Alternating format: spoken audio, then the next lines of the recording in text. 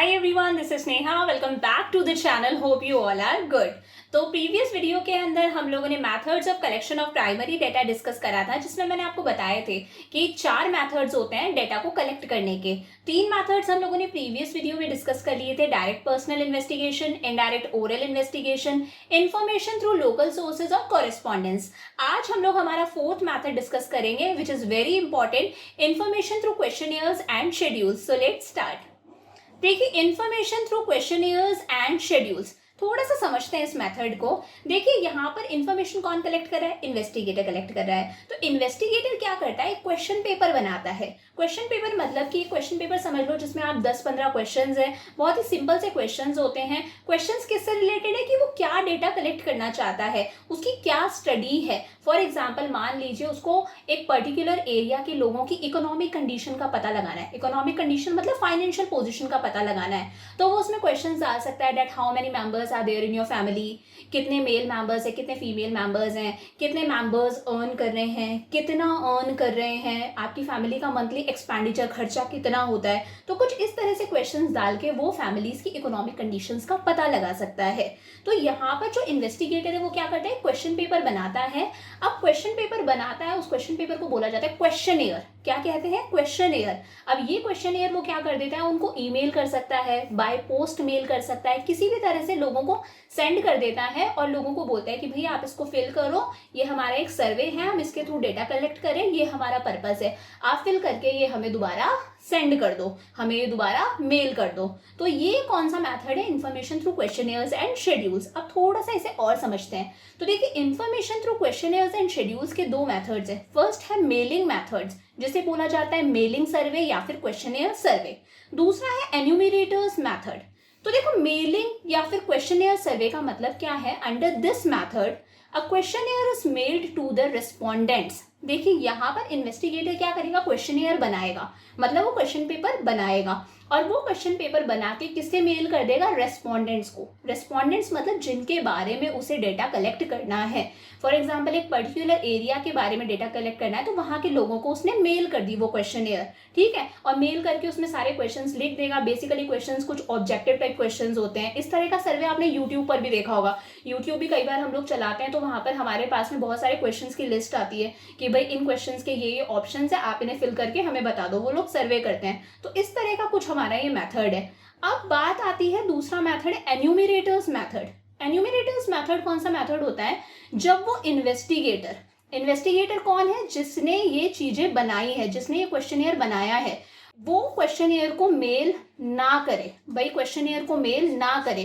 Questionnaire को mail करने की बजाय वो एक बंदा हायर करता है, अपना एक हेल्पर हायर करता है, जिस हेल्पर को बोला जाता है एन्यूमरेटर। क्या बोलते हैं? एन्यूमरेटर। वो कहता है कि भाई एन्यूमरेटर, तुम ये क्वेश्चन पेपर लो, ये क्वेश्चनियर लो और लोगों के घर घर जाके उनसे क्वेश्चंस पूछ पूछ के तुम खुद इनमें आंसर्स लिख कर लेकर आओ और लाके मुझे दे दो। तो अब जब वो एन्यूमरेटर जाके क्वेश्चंस को फिल करता है क्वेश्चनियर के अंदर, तब उस क्वेश्चनियर को क्वेश्चनियर ना बोलकर हम लोग क्या बोलते हैं? स्केड्यूल। क्या बोलते हैं? स्केड्यूल्स। तो 2 मेथड्स हो गए, मेलिंग सर्विस और एन्यूमरेटर्स मेथड। जब मेल करके आप क्वेश्चनियर से इंफॉर्मेशन कलेक्ट कर रहे हो, वो कौन सा मेथड है? Mailing method. वहीं जब आप एन्यूमरेटर की हेल्प से डेटा कलेक्ट कर रहे हो, एन्यूमरेटर जाके खुद आंसर्स फिल कर करके लेकर आ रहा है, मतलब इस बार हमारी क्वेश्चनियर कौन फिल कर रहा है? एन्यूमरेटर। तब उसी क्वेश्चनियर को क्या बोला जाता है? स्केड्यूल्स। तो under this method a questionnaire is mailed to the respondents. यहाँ पर क्या कर दिया जाता है? क्वेश्चनियर को मेल कर देते हैं रिस्पोंडेंट्स को। अब इस मेथड की क्या सूटेबिलिटी है? Area of study is wide. बिल्कुल, जो बहुत सारे लोगों को आपको स्टडी करना है, पर्टिकुलर एरिया के लोगों को आपको स्टडी करना है, मान लीजिए 600-700 लोगों को आपको स्टडी करना है, तो आपके लिए पॉसिबल नहीं है ना कि आप हर बंदे के पास में खुद जाओ और इन्फॉर्मेशन कलेक्ट करो। तो आप क्या कर दो? सिंपली उनको क्वेश्चनियर बना के मेल कर दो, लास्ट में एक रिक्वेस्ट कर लो कि भाई ये रिटर्न कर देना हमें आप फिल करके। तो when area of study is wide, when respondents are educated. अब भाई वो क्वेश्चनियर को सिर्फ पढ़े लिखे लोग ही तो फिल कर सकते हैं, एक अनएडुकेटेड पर्सन उस क्वेश्चनियर को फिल नहीं कर सकता। तो this method is suitable when the respondents are educated. Otherwise वो रिस्पोंडेंट्स उसे समझेंगे ही नहीं और फिल भी नहीं करेंगे और हमारी स्टैटिस्टिकल स्टडी का हम लोग डेटा कलेक्ट नहीं कर पाएंगे। अब भाई हर मेथड के कुछ मेरिट्स होते हैं, तो इसके मेरिट्स क्या है? इकोनॉमिकल है। इकोनॉमिकल मतलब क्यों? क्योंकि ये मेथड टाइम बचा रहा है, क्योंकि हम लोग सिर्फ क्या करें? क्वेश्चनियर को मेल कर रहे हैं। हमारा मनी बचा रहा है क्योंकि हमें पर्टिकुलरली हर बंदे के पास में जाना नहीं पड़ रहा, हम सिर्फ ईमेल के थ्रू या मेल के थ्रू डेटा कलेक्ट कर रहे हैं, प्लस हमारा एफर्ट भी यहाँ पर कम लग रहा है। तो ये मेथड इकोनॉमिकल है क्योंकि टाइम कम लग रहा है, मनी कम खर्च हो रहा है, एफर्ट भी कम लग रहा है। नेक्स्ट है ये मेथड ओरिजिनल है। ओरिजिनल क्यों है? क्योंकि सारी की सारी इन्फॉर्मेशन कौन फिल करेंगे? खुद रेस्पॉन्डेंट्स, जिनके बारे में हमें डेटा कलेक्ट करना है। थर्ड है वाइड कवरेज। भाई यहाँ पर हम ज़्यादा लोगों को स्टडी कर सकते हैं, 1000 लोगों को स्टडी कर सकते हैं आराम से, क्योंकि हमें सिर्फ क्वेश्चनियर क्या करना है? मेल करना है। और आजकल तो और भी अच्छा है, आप बाय पोस्ट में मत भेजो, ईमेल कर दो, तो यहाँ पर पैसा तो लग ही नहीं रहा, प्लस हम ज़्यादा लोगों को स्टडी कर सकते हैं। देखा होगा ना आपने यूट्यूब पर जब सर्वे होता है, यूट्यूब पर सर्वे आता है, कई बार आप यूट्यूब चलाते हो तब, तो इस तरह से कितने सारे लोगों से वो डेटा कलेक्ट करे, कितना वाइड कवरेज उन्हें मिल रहा है। तो ये क्या हो गया इसके मेरिट्स। अब हर मैथड के कुछ डीमेरिट्स भी होते हैं। तो प्लस फर्स्ट है लैक ऑफ इंटरेस्ट। कई बार आपने देखा होगा कि हमारे पास में भी कई सर्वे वाले क्वेश्चंस आते हैं, हम लोग बिजी होते हैं, हम लोग उसको इग्नोर मार देते हैं, होता है नहीं। ये हमारे ऊपर है कि हम उस सर्वे को फिल करें या ना करें। हमारा मन है तो हम फिल करेंगे, मन नहीं है तो नहीं करेंगे। वो यूट्यूब वाला हम बेसिकली फिल नहीं करते, ठीक है। तो लैक ऑफ इंटरेस्ट है, अगर रेस्पॉन्डेंट्स इंटरेस्ट ही नहीं दिखा रहे तो वो क्वेश्चनियर को फिल भी नहीं करेंगे और रिटर्न भी नहीं करेंगे। सेकेंड है लैक ऑफ फ्लेक्सिबिलिटी। अगर मान लीजिए आपको क्वेश्चनियर के अंदर कोई क्वेश्चन समझ में नहीं आ रहा, तो आप उस क्वेश्चन को इग्नोर कर दोगे, उसको फिल ही नहीं करोगे, या फिर हो सकता है क्वेश्चनियर को रिटर्न भी ना करो। तो फ्लेक्सिबिलिटी नहीं है, क्योंकि वो बंदा खुद जो इन्फॉर्मेशन कलेक्ट कर रहा है वो वहां पर आया नहीं है, उसने तो सिर्फ क्या करा है? मेल करा है। अब कोई क्वेश्चन हमें समझ में नहीं आया तो हम उस क्वेश्चन को फिल भी नहीं करेंगे, तो वो क्वेश्चन रह जाएगा, फ्लेक्सिबिलिटी नहीं है। थर्ड है लिमिटेड यूज। लिमिटेड यूज क्यों है? क्योंकि सिर्फ एजुकेटेड रेस्पॉन्डेंट्स ही क्वेश्चनियर को फिल कर सकते हैं, अनएजुकेटेड रेस्पॉन्डेंट्स क्वेश्चनियर को फिल नहीं कर सकते, तो लिमिटेड यूज हो गया। नेक्स्ट है बायस्ड। मान लीजिए कोई पर्सन अपने बारे में गलत इन्फॉर्मेशन लिख दे, कुछ पूछा और है कुछ लिख दे। फॉर एग्जाम्पल पूछा है आपके फैमिली में व्हीकल कौन सा है, 4 व्हीलर है, 2 व्हीलर है, क्या है। अब उसकी फैमिली के अंदर 2 व्हीलर है, उसने लिख दिया 4 व्हीलर है, तो यहाँ पर वो अपने बारे में गलत इन्फॉर्मेशन दे रहा है, बायस्ड है वो अपनी इन्फॉर्मेशन के थ्रू, तो हमारे रिजल्ट्स भी क्या निकलेंगे? गलत निकलेंगे। लास्ट है लेस एक्यूरेसी, क्योंकि कई बार क्या होता है, लोग इंटरेस्ट नहीं लेते, कंप्लीटली फिल भी नहीं करते, कई बार इन्फॉर्मेशन गलत लिख देते हैं, तो एक्यूरेसी थोड़ी सी यहाँ पर कम हो जाती है, क्योंकि हम लोग रिलाई नहीं कर सकते। हम लोग क्वेश्चनियर को मेल कर रहे हैं, अब हमें नहीं पता सामने वाला आंसर सही लिखेगा या गलत लिखेगा, ये उसकी चॉइस है, तो देयर इज लेस एक्यूरेसी। तो ये हम लोगों ने डिस्कस कर लिया हमारा मेलिंग सर्विस। अब हम लोग देख लेते हैं हमारा एन्यूमरेटर्स मेथड। नेक्स्ट है हमारा enumerators method. Under this method a questionnaire is prepared. भाई प्रिपेयर तो क्वेश्चनियर को कौन करेगा? इन्वेस्टिगेटर। इन्वेस्टिगेटर ही स्टडी कर रहा है, इन्वेस्टिगेटर ही प्रिपेयर करेगा। A questionnaire is prepared and enumerator himself goes to the respondents with the questionnaire, but investigator क्या करेगा? इस questionnaire को किसको दे देगा? enumerator को, अपने एक helper को। अब enumerator खुद जाएगा respondents के पास में questionnaire लेकर, उनसे हर question को पूछेगा और खुद उस information को fill करेगा। तो questionnaires which are filled by the enumerators themselves are called schedules। वो questionnaire जो खुद enumerator fill कर रहा है उसे questionnaire ना बोलकर हम लोग क्या बोलेंगे? schedules। So this is the difference between questionnaire and schedules। अब बात करते हैं कि भाई ये मेथड कब सूटेबल है। When investigation needs specialized and skilled investigators।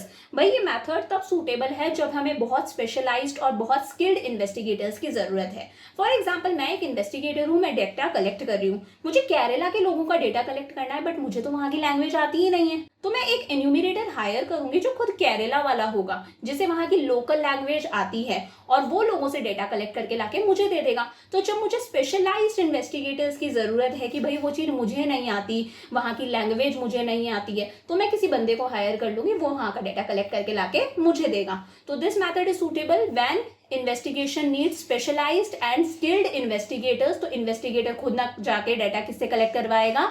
Enumerator से। सेकेंड है व्हेन रेस्पॉन्डेंट्स आर अनएजुकेटेड। हम लोगों ने देखा था क्वेश्चनियर मेथड, अभी जो इसका पहले वाला था, कि उसका ड्रॉबैक था कि वो सिर्फ रिस्पॉन्डेंट्स अगर एजुकेटेड हैं तो ही फिल कर सकते हैं, बट अगर रिस्पॉन्डेंट्स अनएजुकेटेड हैं तो कौन फिल करेगा?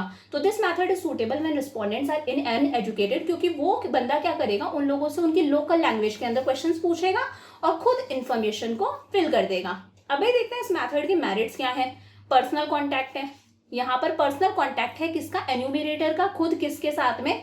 रेस्पॉन्डेंट्स के साथ में। अगर पर्सनल कॉन्टैक्ट होता है तो हमें कुछ एक्स्ट्रा और कुछ रिलेवेंट इन्फॉर्मेशन भी मिल पाती है, so there is a personal contact. Second है वाइड कवरेज। वाइड कवरेज इस तरह से है कि वहां पर हम लोग सिर्फ एजुकेटेड लोगों से डेटा कलेक्ट कर रहे थे, यहाँ पर हम एजुकेटेड और अनएजुकेटेड दोनों लोगों से डेटा कलेक्ट कर पा रहे हैं, तो ज्यादा लोगों को स्टडी कर रहे हैं तो वाइड कवरेज मिल गया।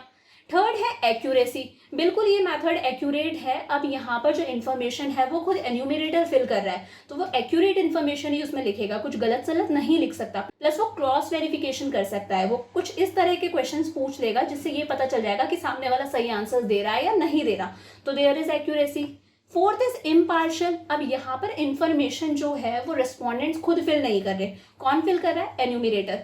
और एन्यूमरेटर का इस स्टडी से कोई मतलब नहीं है, उसे तो पैसे मिल रहे हैं अपने काम के, तो एन्यूमरेटर इम्पार्शियल रहेगा। उसे क्या मतलब, उसे तो जो इन्फॉर्मेशन मिल रही है वो एज इट इज लिख देगा और जाके किसको दे देगा? इन्वेस्टिगेटर को। क्योंकि ये स्टडी एन्यूमरेटर की खुद की नहीं है तो वो पार्शियलिटी नहीं दिखाएगा, उसे कोई मतलब ही नहीं है। लास्ट है कंप्लीटनेस। भाई कंप्लीटनेस एक इसका बहुत अच्छा एडवांटेज है जो कि क्वेश्चनियर मेथड में नहीं था। क्वेश्चनियर मेथड में क्या था कि क्वेश्चनियर कंप्लीट है या नहीं है उससे कोई मतलब ही नहीं है। यहाँ पर क्या है? कंप्लीटनेस है कि एन्यूमरेटर खुद आंसर्स लिख रहा है तो वो ये मेक श्योर करेगा कि वो सारे आंसर्स को लिख दे। अगर कोई क्वेश्चन का आंसर रिस्पॉन्डेंट्स को नहीं पता तो वो उस क्वेश्चन में चेंजेस करके, लैंग्वेज चेंज करके, सिंपल वे में पूछ के उसको फिल करेगा। अब भाई इसके डीमेरिट्स क्या है? एक्सपेंसिव है, क्योंकि अच्छे खासे स्किल्ड और एक्सपीरियंस्ड एन्यूमरेटर्स को आपको पे भी ज्यादा करना पड़ता है, so this method is expensive. Next है availability of enumerators.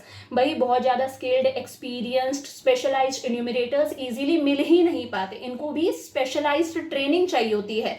So this is the problem कि हमें बहुत स्किल्ड, एक्सपीरियंस्ड और बहुत ट्रेन्ड एन्यूमरेटर्स मिल जाएं, ये भी जरूरी नहीं है हर बार पॉसिबल हो, तो अवेलेबिलिटी ऑफ एन्यूमरेटर्स। नेक्स्ट है टाइम कंज्यूमिंग। भाई टाइम कंज्यूमिंग है क्योंकि यहाँ पर आप हर एक रिस्पॉन्डेंट के पास में पर्सनली जाके डेटा कलेक्ट कर रहे हो, टाइम भी ज़्यादा लगेगा, आपका एफर्ट भी ज़्यादा लगेगा, आपका पैसा भी ज़्यादा लगेगा।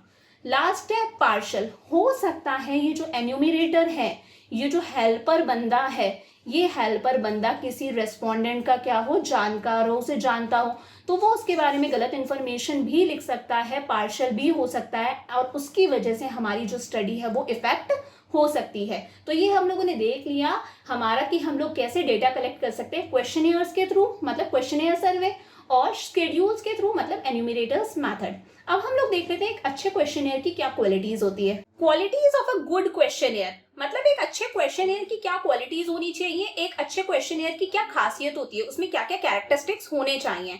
तो first is limited number of questions. बिल्कुल कि एक अच्छे क्वेश्चनियर के अंदर बहुत थोड़े से लिमिटेड क्वेश्चंस होने चाहिए, बहुत ज्यादा क्वेश्चंस नहीं होने चाहिए, बहुत बल्कि नहीं होना चाहिए। आप अपना ही एग्जांपल ले लो, अगर आपके पास में कोई सर्वे हो रहा है और उसमें एक साथ 50 क्वेश्चन आ जाए तो आप इंटरेस्ट ही नहीं दिखाओगे, आप देखोगे यार बहुत टाइम वेस्ट होगा, इतना टाइम नहीं है मेरे पास में। तो वही है कि क्वेश्चंस क्या होने चाहिए? लिमिटेड होने चाहिए, 10 questions, 15 questions, that's it. Next है सिंपल। भाई क्वेश्चन सिंपल होने चाहिए कि सामने वाले को समझते ही वो उनके आंसर्स लिख दे, उसे ज्यादा एक्स्ट्रा दिमाग लगाने की जरूरत ना पड़े। प्लस क्वेश्चंस की लैंग्वेज भी सिंपल होनी चाहिए, तो एक अच्छे क्वेश्चनियर में सिंपल क्वेश्चंस और क्वेश्चंस की लैंग्वेज सिंपल होनी चाहिए ताकि सामने वाला इंटरेस्ट दिखा के उसे फिल करे। अगर उसे कॉम्प्लिकेटेड सा लगेगा तो कहीं ना कहीं वो उसे इग्नोर करेगा, हो सकता है आपको फिल भी ना करे और क्वेश्चनियर रिटर्न भी ना करे। नेक्स्ट है प्रॉपर ऑर्डर ऑफ क्वेश्चंस, कि भाई हर क्वेश्चन एक प्रॉपर सीक्वेंस के अंदर होना चाहिए। अभी जैसे मैंने आपको बताया था, आप लोगों की फाइनेंशियल कंडीशन से रिलेटेड डेटा कलेक्ट कर रहे हो, तो कुछ इस तरह से ऑर्डर होना चाहिए कि how many members are there in a family, how many male members are there, how many female members are there, कितने मेंबर्स अर्न करते हैं, कितना कितना अर्न करते हैं, बच्चे कौन से स्कूल में पढ़ते हैं। तो एक प्रॉपर ऑर्डर होना चाहिए क्वेश्चंस का, सीक्वेंस के अंदर क्वेश्चंस होने चाहिए। नेक्स्ट है नो अनडिजायरेबल क्वेश्चंस। भाई फालतू के क्वेश्चंस क्वेश्चनियर के अंदर नहीं होने चाहिए, आपकी जो स्टैटिस्टिकल स्टडी है उस स्टडी से रिलेटेड ही क्वेश्चंस होने चाहिए, कुछ उस स्टडी के अलावा क्वेश्चंस नहीं होने चाहिए। वो एक्स्ट्रा क्वेश्चंस आपका भी टाइम वेस्ट करेंगे, प्लस सामने वाले रिस्पोंडेंट का भी टाइम वेस्ट करेंगे। नेक्स्ट है no calculation based questions. Obvious सी बात है, मैथमेटिकल क्वेश्चंस क्वेश्चनियर के अंदर नहीं होने चाहिए जिनमें बहुत ज्यादा कैलकुलेशंस चाहिए, क्योंकि सामने वाले को अगर कैलकुलेशन करनी पड़ रही है तो उसका टाइम वेस्ट हो रहा है, वो इंटरेस्ट नहीं दिखाएगा, वो अटेम्प्ट ही नहीं करेगा, वो आपका सर्वे ही कंप्लीट नहीं करेगा। So there should be no calculation based mathematical questions.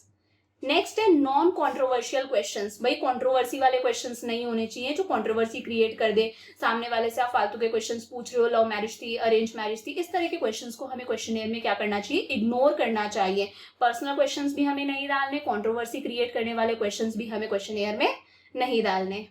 Next है प्री टेस्टिंग पायलट सर्वे। प्री टेस्टिंग पायलट सर्वे ये कहता है कि भाई कुछ क्वेश्चंस ऐसे हों जो ट्रायल टाइप हो, कुछ क्वेश्चंस ऐसे हों जो ट्रायल बेसिस पर पूछे जाए। जब एन्यूमरेटर जा रहा है तो पहले ट्रायल बेसिस पर कुछ क्वेश्चंस पूछ ले, उन क्वेश्चंस के आंसर्स अगर सामने वाला नहीं दे पा रहा है तो क्वेश्चंस की थोड़ी सी लैंग्वेज चेंज करके उनसे आंसर्स निकलवाने की कोशिश करे।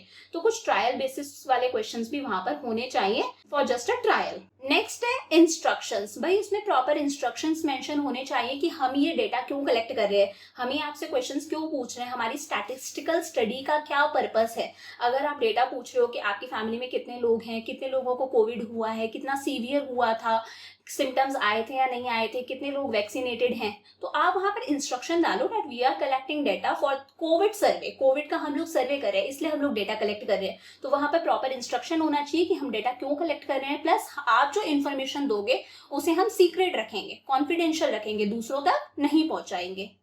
नेक्स्ट है क्रॉस वेरिफिकेशंस। कुछ क्वेश्चंस ऐसे भी हो जो क्रॉस वेरिफिकेशन कर सके, मतलब जिससे पता चल सके कि सामने वाला इस क्वेश्चन का आंसर सही भी दे रहा है या नहीं दे रहा। तो कुछ क्वेश्चंस ऐसे हो जो एक दूसरे क्वेश्चन के साथ में क्रॉस वेरीफाई करे जा सके कि भाई आंसर सही है या गलत है। और लास्ट में रिक्वेस्ट फॉर रिटर्न, कि भाई उसमें रिक्वेस्ट होनी चाहिए कि आप लोगों से रिक्वेस्ट करते हैं कि इस क्वेश्चन को प्लीज कंप्लीटली फिल करके और सही इन्फॉर्मेशन फिल करके हमें इस एड्रेस पे या फिर इस ईमेल पर आप इसे हमें रिटर्न कर दो। So these are the qualities of good questionnaire. अब भाई क्वेश्चंस कैसे कैसे हो सकते हैं, तो मल्टीपल चॉइस क्वेश्चंस हो सकते हैं, मतलब एमसीक्यू वाले जहां पर A B C D options given होते हैं, तो सामने वाले का टाइम वेस्ट नहीं होगा, वो फटाफट से टिक करके आपको फिल करके दे देगा। नेक्स्ट है simple alternative questions. Simple alternative questions के अंदर आ जाती है कि या तो ट्रू या फिर फॉल्स, या तो यस या फिर नो। तो इस तरह के क्वेश्चंस होने चाहिए। Do you have a car, yes. Do you have a car, no. कुछ भी आंसर हो सकता है, तो ट्रू और फॉल्स, यस और नो, ऐसे ऑल्टरनेटिव क्वेश्चंस हो सकते हैं। लास्ट स्पेसिफिक इंफॉर्मेशन क्वेश्चन, कि भाई इससे सिर्फ एक स्पेसिफिक इंफॉर्मेशन आएगी कि आप भाई आपके बच्चे जो हैं वो स्कूल से घर कैसे आते हैं। तो इसका कुछ भी आंसर हो सकता है, बाय बस, बाय कार। तो यहाँ पर आप एक स्पेसिफिक इंफॉर्मेशन उनसे पूछ रहे हो, आप कौन सा बिजनेस करते हो, ठीक है। तो इस तरह के स्पेसिफिक इंफॉर्मेशन वाले क्वेश्चन। और लास्ट है ओपन क्वेश्चंस, कि भाई डिबेट वाले क्वेश्चंस, कि आपको क्या लगता है कि इंडिया के अंदर चीजों की प्राइसेस इतनी इंक्रीज क्यों हो रही है, ठीक है। आपको क्यों लगता है कि अफगानिस्तान पर तालिबान ने टेक ओवर कर लिया है, ठीक है, कि अफगानिस्तान के अंदर क्या कमी रही होगी। तो इस तरह के डिबेट बेस्ड क्वेश्चंस भी आप पूछ सकते हो, बट कोशिश रखनी चाहिए कि एमसीक्यू क्वेश्चंस और सिंपल ऑल्टरनेटिव क्वेश्चंस ज्यादा हो, क्योंकि यहाँ पर टाइम सामने वाले का कम वेस्ट होगा, सामने वाला इंटरेस्ट दिखाएगा। तो ये हम लोगों ने कंप्लीट कर लिया हमारा पूरा का पूरा information through questionnaires and schedules. That was our fourth method of collection of primary data. अब हम लोग डिस्कस करते हैं कलेक्शन ऑफ सेकेंडरी डेटा, कि भाई सेकेंडरी डेटा को कलेक्ट करने के कौन कौन से तरीके हैं। अब भाई कलेक्शन ऑफ सेकेंडरी डेटा, तो मैंने आपको बताया था सेकेंडरी डेटा कौन सा डेटा होता है। प्राइमरी डेटा कौन सा डेटा होता है, जो हम लोग खुद कलेक्ट करते हैं हमारी स्टडी के अकॉर्डिंग। बट जब डेटा हम खुद कलेक्ट ना करके ऑलरेडी वो डेटा कलेक्टेड है, किसी और ने कलेक्ट कर रखा है, हम बस उस डेटा को ले लेते हैं, हम वहां से इंफॉर्मेशन कलेक्ट करते हैं, उसे हम लोग बोलते हैं सेकेंडरी डेटा। फॉर एग्जाम्पल आप लोगों को स्कूल का प्रोजेक्ट बनाना होता है। फॉर एग्जाम्पल मैं आपको प्रोजेक्ट देती हूँ, आप कोविड से रिलेटेड डेटा प्रिपेयर करो, तो आप खुद उस डेटा को कलेक्ट नहीं करोगे, आप ऑलरेडी न्यूज़पेपर्स, जर्नल्स, नेट पर जो डेटा है ऑलरेडी, वहां से उस डेटा को लोगे और अपना प्रोजेक्ट बना लोगे। तो जब हम खुद कलेक्ट करते हैं वो मेथड कौन सा था, प्राइमरी डेटा, वो हम लोगों ने पूरा डिस्कस कर लिया। जब हम खुद डेटा को कलेक्ट ना करके ऑलरेडी जो डेटा किसी और ने कलेक्ट कर रखा है उसी की हेल्प से हमारी तैयारी कर लेते हैं, उसकी हेल्प से हमारी स्टडी कर रहे हैं, वो कौन सा डेटा है, सेकेंडरी डेटा। तो भाई सेकेंडरी डेटा के दो सोर्सेज हैं, एक है पब्लिश्ड सोर्सेज और दूसरा है unpublished sources. Published sources discuss कर लेते हैं। फॉर एग्जाम्पल गवर्नमेंट पब्लिकेशंस, चाहे आप अपनी सेंट्रल गवर्नमेंट ले लो, चाहे हम लोग हमारी स्टेट गवर्नमेंट ले ले, दोनों गवर्नमेंट्स बहुत सारा डेटा पब्लिश करती हैं। पब्लिश कैसा डेटा कलेक्ट करती हैं, फॉर एग्जाम्पल बैंकिंग से रिलेटेड डेटा पब्लिश करा जाता है, फॉर एग्जाम्पल करेंसी से रिलेटेड डेटा पब्लिश कर दिया जाता है, एग्रीकल्चरल सेक्टर से रिलेटेड डेटा पब्लिश करा जाता है, इंडस्ट्रियल सेक्टर से रिलेटेड डेटा पब्लिश करा जाता है, रिजर्व बैंक ऑफ इंडिया भी अपना डेटा पब्लिश करते हैं। तो ये सारे किसमें आ जाते हैं, गवर्नमेंट की पब्लिकेशंस के अंदर। आप इनकी हेल्प से भी आपकी स्टडी कर सकते हो गवर्नमेंट पब्लिकेशंस के थ्रू।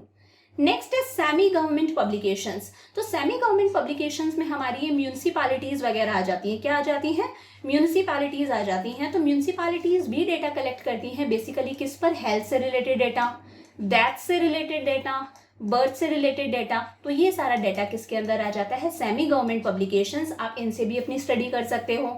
नेक्स्ट है reports of committees and commissions. आपने देखा होगा बहुत सारी कमिटीज और कमीशंस होते हैं, फॉर एग्जांपल प्लानिंग कमीशन, सुना है आपने नाम, for example finance commission.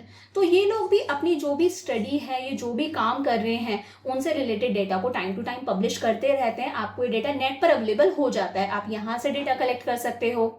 Next है पब्लिकेशंस ऑफ ट्रेड एसोसिएशंस। बहुत सारे ट्रेड एसोसिएशंस होते हैं, for example sugar mills association. ये डेटा किससे रिलेटेड पब्लिश करेगा, सिर्फ इंडिया के अंदर जितनी भी शुगर मिल्स हैं उनसे रिलेटेड। तो sugar mills association data collect करेगा किससे रिलेटेड, शुगर मिल्स से रिलेटेड, और फिर इस डेटा को पब्लिश कर दिया जाता है। आपको ये डेटा नेट पर इजीली अवेलेबल हो जाता है। तो जितने भी ट्रेड एसोसिएशंस हैं, cloth mill association, sugar mill association, वो अपने ही डिपार्टमेंट का डेटा कलेक्ट करते हैं और उसे पब्लिश कराते हैं।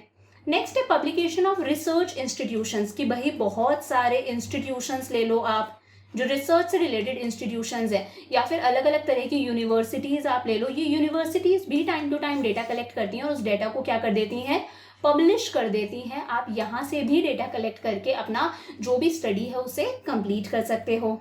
भाई पेपर्स और जर्नल्स में आपको पता ही है इन्फॉर्मेशन मिलती है। आप यूजुअली जब छोटे थे तब स्कूल के प्रोजेक्ट्स बनाते थे, तो वहाँ पर न्यूज़पेपर की कटिंग्स वगैरह आप पेस्ट करते थे या नहीं करते थे। तो जर्नल्स, पेपर्स के अंदर Economic Times, Times of India, Hindustan Times, इन सब के अंदर बहुत सारी इन्फॉर्मेशन आती है जिसके थ्रू आप डेटा कलेक्ट कर सकते हो। पब्लिकेशन ऑफ रिसर्च स्कॉलर्स, कई बार आपने देखा है बहुत सारे लोग पीएचडी करते हैं, तो वो अपनी खुद की रिपोर्ट्स पब्लिश करवाते हैं, अपने थीसिस लिखते हैं। तो पीएचडी वाले अपना खुद का कलेक्ट करा हुआ डाटा को पब्लिश करवाते हैं। तो इस तरह से इन रिसर्च स्कॉलर्स का डेटा भी आप यूज में ले सकते हो। और लास्ट है इंटरनेशनल पब्लिकेशंस, की भाई वर्ल्ड बैंक हो गया, इंटरनेशनल इंस्टीट्यूशन है।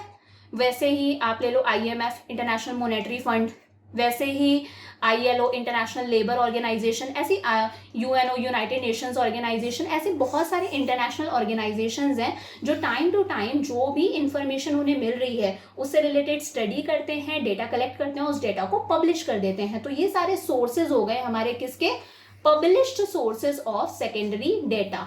नेक्स्ट है हमारा अनपब्लिश्ड सोर्सेज।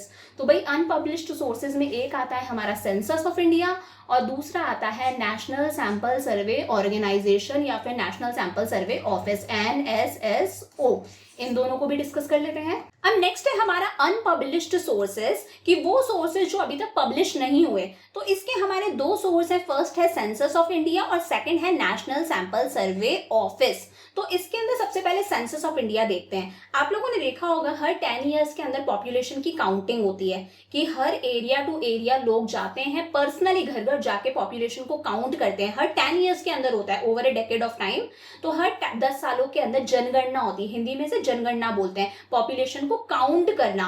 तो उसके अंदर वो सारी चीजें देखते हैं कि कितनी पॉपुलेशन है, किस एरिया में कितनी पॉपुलेशन है, किस एरिया की कितनी डेंसिटी है, फीमेल्स कितनी है, मेल्स कितने हैं, कितने लोग पढ़े लिखे हैं। ये सारी चीजें किसमें आती हैं, सेंसस ऑफ इंडिया। तो सेंसस ऑफ इंडिया बेसिकली कौन पब्लिश करता है, registrar general and census commissioner.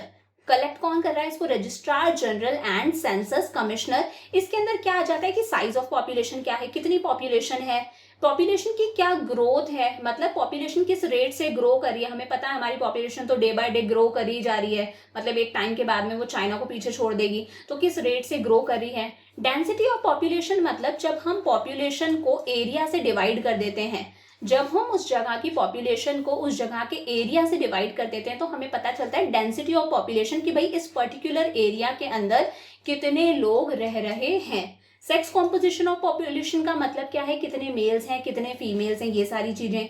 Distribution of population, मतलब हर एरिया के अंदर कितनी पॉपुलेशन है, राजस्थान में कितनी है, महाराष्ट्र में कितनी है, महाराष्ट्र के इस एरिया में इतनी पॉपुलेशन है। तो पर्टिकुलर एरिया वाइज बताना कि किस किस जगह पर कितनी कितनी पॉपुलेशन है। और स्टेट ऑफ लिटरेसी, कि भाई क्या लिटरेसी रेट है, कितने लोग पढ़े लिखे हैं, लिटरेसी रेट क्या है, उसके अंदर भी मेल्स की लिटरेसी रेट क्या है, फीमेल्स की लिटरेसी रेट क्या है। तो ये सारा काम घर घर जाके कलेक्ट होता है हर 10 साल के अंदर, 10 साल बाद में, ठीक है। तो इसे बोलते हैं सेंसस ऑफ इंडिया, हिंदी में इसे बोला जाता है जनगणना। Next reports of national sample survey office, NSSO की रिपोर्ट। तो भाई एनएसएसओ क्या है, एक गवर्नमेंट का ऑर्गेनाइजेशन है। किसके अंडर आता है, ministry of statistics and programme implementation. ये आपको बहुत ज्यादा अंदर इसके डेप्थ में नहीं घुसना है, आपको सिर्फ नाम याद रखने क्या है, गवर्नमेंट का ऑर्गेनाइजेशन है। किसके अंडर आता है, ministry of statistics and programme implementation. भाई ये भी अपना डेटा टाइम टू टाइम निकालता है। तो इसके डेटा में क्या आता है, लैंड होल्डिंग्स, कि भाई लोगों के पास में कितना लैंड है उसका पता लगाना, कि हर पर्सन कितना लैंड अपने पास में रखता है, किसके पास में ज्यादा है कम है, तो लोगों की लैंड होल्डिंग्स का पता लगाना। लाइव स्टॉक्स, कई लोग लाइव स्टॉक्स रखते हैं ना, गाय भैंस वगैरह वगैरह, ये सब चीजें, हॉर्स वगैरह, ये सब किस में आता है, लाइव स्टॉक्स में। तो live stock holdings. Housing conditions कैसी हैं, कितने लोगों के पास में घर हैं, कितने लोगों के पास में पक्के घर हैं, कितने लोगों के पास में कच्चे घर हैं, ये सारा किस में आ गया, हाउसिंग कंडीशंस में।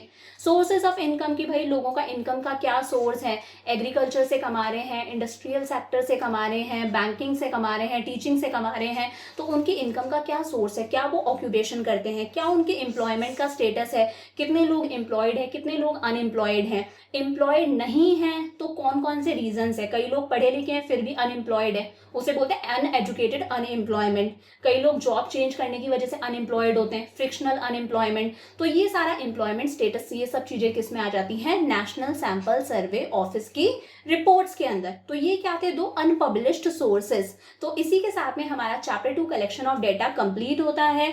सो वीडियोस अगर अच्छे लगे तो प्लीज वीडियोस को लाइक करो, चैनल को सब्सक्राइब करो, बेल आइकन को प्रेस करो ताकि आपको इमीडिएटली नोटिफिकेशंस मिलते रहें।